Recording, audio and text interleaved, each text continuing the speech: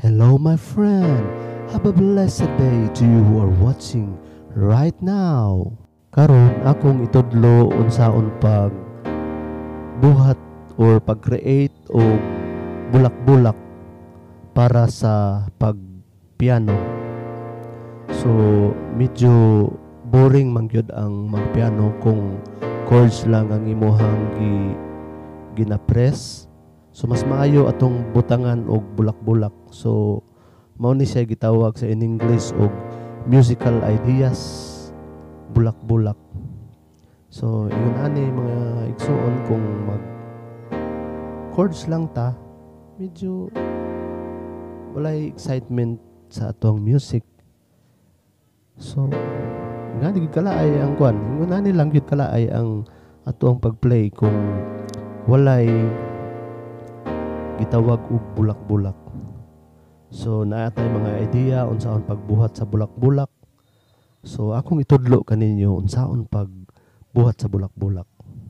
So mo ni siya example kani siya nga chords. Mo ni siya ang bulak-bulak. Gitik sa ibabaw, bulak-bulak ni siya. Okay. Okay. Okay. Akong usabon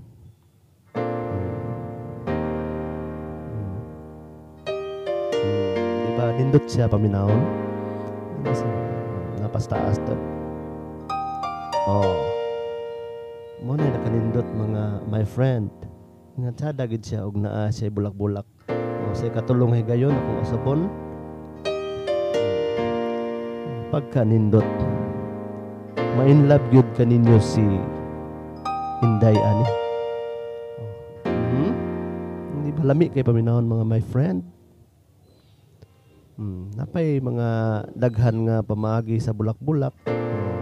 Example, kanira gyapon nga chords. Pasaka na pod. Nguna na nga bulak-bulak. Taas. Di ba nindot kay sa paminahon ang bulak-bulak my friend? Na ikaduha nga example. Pwede sa nimo himuon nga paubos. Kana siya, mo na siya gitawag og bulak-bulak sa music. Ug naapod siya gitawag nga bulak-bulak nga sayon ra. Mo na siya bulak-bulak nga tinapulan.